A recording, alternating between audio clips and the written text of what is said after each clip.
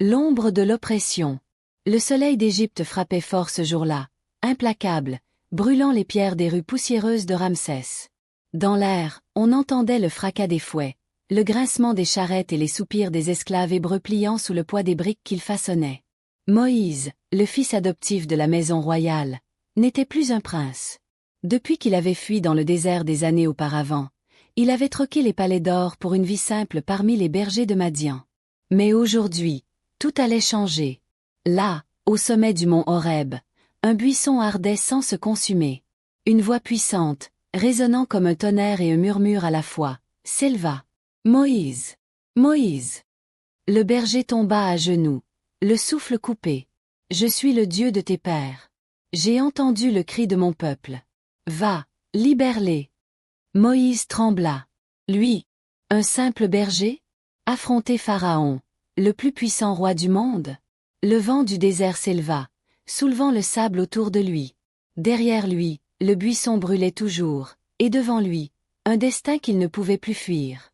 Moïse descendit du mont Horeb, le cœur battant encore sous l'effet des paroles divines.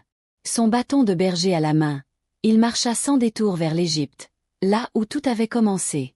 Pendant ce temps, en Égypte, Pharaon régnait avec une autorité absolue. Les Hébreux, asservis depuis des générations, travaillaient sous la férule impitoyable de ses soldats.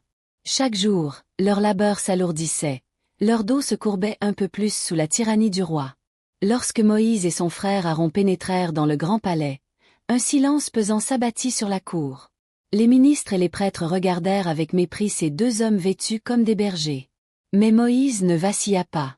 Il planta son bâton dans le sol et leva les yeux vers Pharaon. « Ainsi parle l'Éternel, le Dieu d'Israël, laisse partir mon peuple. » Un éclat de rire secoua la salle.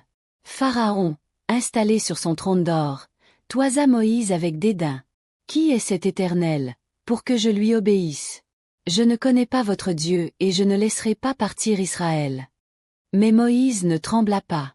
Il serra son bâton, prêt à démontrer que le Dieu d'Israël n'était pas un Dieu comme les autres.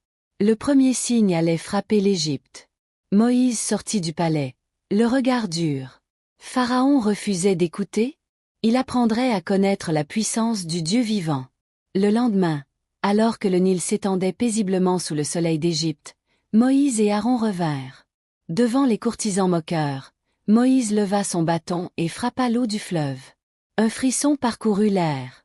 Le Nil, ce fleuve sacré qui nourrissait l'Égypte, devint rouge comme le sang. Les poissons moururent en masse, l'odeur de la mort s'éleva, et les Égyptiens hurlèrent d'effroi. Pharaon fronça les sourcils mais resta impassible. Ses magiciens imitèrent le miracle avec leurs enchantements. Il secoua la tête et refusa encore. Mais l'Éternel n'avait pas encore fini.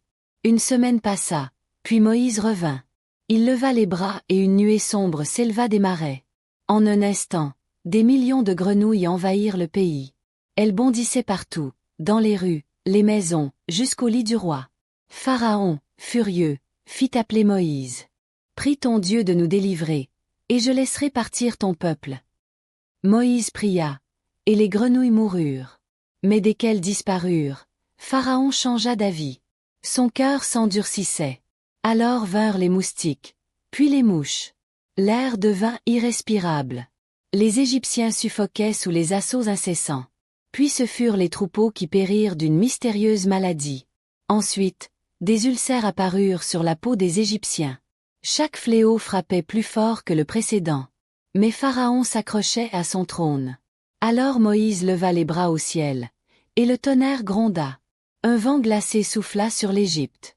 Soudain, des flammes tombèrent du ciel, une grêle de feu s'abattit, réduisant les champs et les arbres en cendres. Pharaon, terrorisé, supplia encore Moïse, mais une fois la tempête passée, il renia sa parole. Alors vinrent les sauterelles, puis les ténèbres. 3 jours de nuit oppressante où même les torchers ne pouvaient percer l'ombre.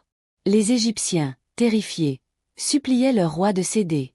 Mais son cœur était de pierre. Jusqu'à ce que l'Éternel annonce un dernier fléau, un fléau qui briserait l'Égypte entière. Le silence planait sur l'Égypte. Une tension invisible, lourde, comme si le pays entier retenait son souffle. Moïse se tenait devant le peuple d'Israël, le visage grave. Il savait que cette nuit serait la plus terrible, et la plus décisive. « Écoutez la parole de l'Éternel, déclara-t-il. Ce soir, l'ange de la mort passera sur l'Égypte. Tous les premiers-nés mourront, du fils de Pharaon au plus humble serviteur. Mais vous, Israël, vous devez marquer vos maisons du sang d'un agneau sans défaut. Lorsque l'ange verra ce signe, il passera au-dessus de vous, et vous serez épargnés. » Les familles hébraïques s'empressèrent d'obéir. Dans chaque maison, on égorgea un agneau, on enduisit les linteaux de sang, puis on partagea le repas dans l'urgence. Moïse avait prévenu. Il devait manger debout, ceinture attachée, chaussures aux pieds, prêt à partir à tout instant. Et alors, la nuit tomba. Un vent glacial souffla sur la vallée du Nil. Puis, un murmure lointain s'éleva, un gémissement à peine perceptible, qui enfla, s'amplifia, jusqu'à devenir un hurlement général. Les Égyptiens pleuraient et criaient de douleur. Car dans chaque maison où le sang n'était pas sur la porte, la mort avait frappé. Le fils aîné de Pharaon, le prince héritier, était parmi les victimes. Alors, dans l'obscurité, un messager royal arriva en courant, la panique dans les yeux. Il tomba à genoux devant Moïse et Aaron. « Partez !» s'écria-t-il. « Partez, vous et tout votre peuple. Pharaon vous libère. Allez servir votre Dieu comme vous l'avez demandé. » Moïse n'attendit pas une seconde. « Levez-vous, Israël. L'heure de notre délivrance est venue. » Dans l'agitation, les familles prirent à la hâte leurs affaires. Les femmes récupérèrent leurs pâtes à pain avant qu'elles ne lèvent, et les Égyptiens eux-mêmes leur donnèrent or et vêtements en suppliant. « Partez vite, sinon nous mourrons tous. » Et ainsi, sous un ciel encore chargé des échos du deuil égyptien, le peuple d'Israël quitta l'esclavage. Il marchait vers la liberté. Sous la lueur pâle de la lune, une immense colonne humaine avançait lentement à travers les plaines égyptiennes. Des centaines de milliers d'hommes, de femmes et d'enfants marchaient d'un pas pressé, portant sur leurs épaules les maigres biens qu'ils avaient pu emporter. Les bruits des sabots, des roues de charrettes et des voix excitées se mêlaient au souffle du vent nocturne. Au-devant du peuple, Moïse marchait d'un pas déterminé, le regard fixé vers l'horizon. Il savait que cette liberté arrachée ne serait pas sans obstacle. L'Éternel les conduisait hors d'Égypte, mais le chemin serait long, semé d'épreuves et de doutes. Derrière eux, l'Égypte pleurait. Des torchers brillaient encore dans les maisons endeuillées, et la douleur des familles frappées par la dernière plaie résonnait comme un écho lointain. Pourtant, Israël ne se retourna pas. Ils étaient enfin libres.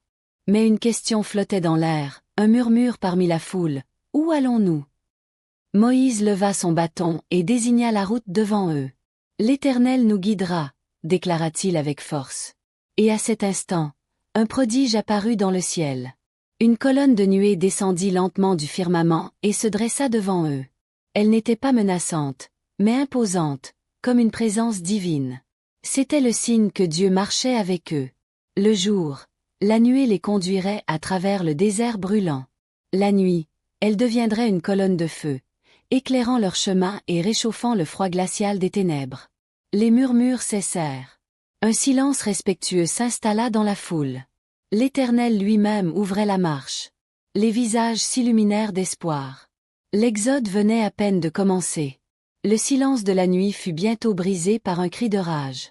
Dans son palais, Pharaon arrachait sa couronne d'un geste furieux. Autour de lui, ses conseillers restaient figés, la peur dans les yeux. Son fils était mort. Tous les premiers-nés d'Égypte avaient été frappés. Et pourtant, il avait laissé partir ses Hébreux.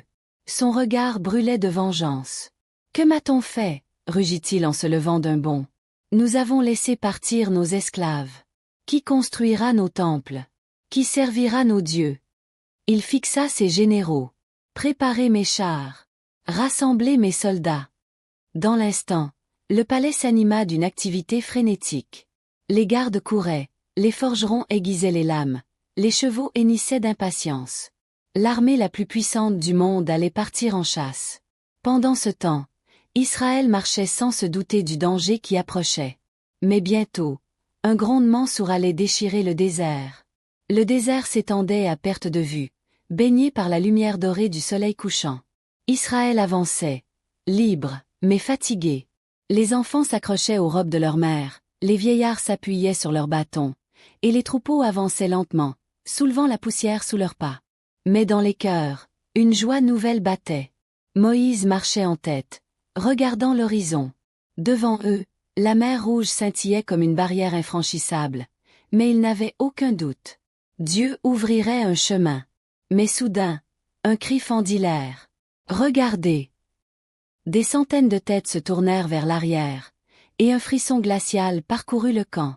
À l'horizon, un nuage de poussière s'élevait. Les chars égyptiens, les cavaliers de Pharaon, des centaines, avançaient à toute allure, soulevant le sol dans un grondement de tonnerre. Les lances brillaient sous le soleil, les chevaux galopaient avec rage. Israël était pris au piège.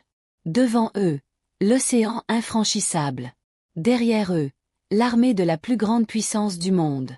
La panique éclata. « Moïse, pourquoi nous as-tu emmenés ici ?»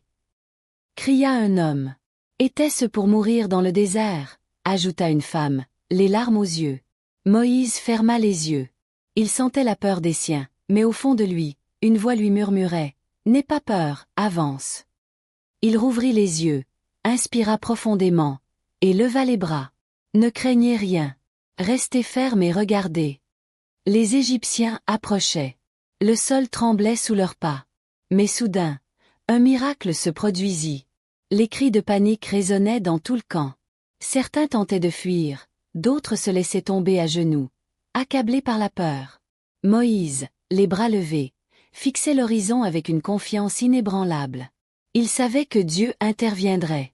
Alors que les chars égyptiens n'étaient plus qu'à quelques centaines de mètres, une chose incroyable se produisit. Un vent puissant s'éleva du désert, soulevant le sable en une tempête dorée. Le ciel, jusqu'alors clair, se couvrit d'une lumière surnaturelle. Puis, une immense colonne de feu s'éleva du sol, grondant comme un volcan en éruption. Un mur de flammes venait de se dresser entre Israël et l'armée de Pharaon. Les chevaux hennirent de terreur, reculant brusquement. Les soldats égyptiens tirèrent sur leurs rênes, effrayés par cette barrière infernale. Pharaon lui-même recula sur son char, plissant les yeux devant cette lumière aveuglante. « Sorcellerie !» cria un des capitaines. « Non, c'est leur Dieu !» murmura un autre, blême.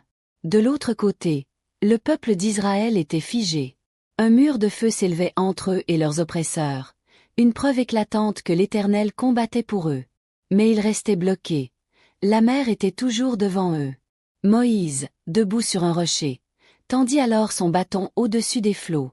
Le vent se fit plus violent. La mer, qui semblait immobile quelques instants plus tôt, commença à bouillonner. Les vagues s'agitaient, tourbillonnaient, puis, elles commencèrent à se séparer. L'eau s'écartait, se dressant en deux immenses murs de chaque côté, laissant apparaître un chemin sec au milieu. Un silence abasourdi tomba sur la foule. Puis Moïse tourna la tête et cria. « Traversez ! L'Éternel ouvre un chemin. » L'air vibrait sous la force du vent. Devant eux, un chemin sec s'étendait au cœur de la mer, encadré par deux murailles d'eau scintillantes sous la lueur du feu divin. Un enfant tira sur la tunique de sa mère. « On va marcher là-dedans » demanda-t-il, les yeux écarquillés.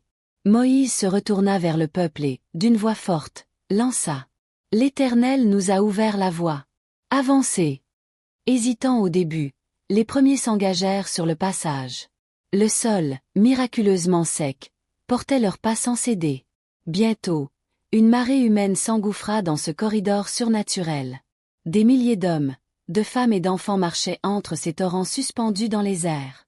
Certains tendaient la main, fascinés, pour toucher le mur liquide qui vibrait doucement, comme une créature vivante. Les chars, les troupeaux, les vieillards soutenus par leurs enfants. Toute une nation traversait la mer sur un sentier que seul Dieu pouvait créer. Mais derrière eux, le mur de feu vacilla. Pharaon et ses hommes virent leur chance. « En avant! Rattrapez-les !» hurla le roi, frappant son char d'un coup de fouet.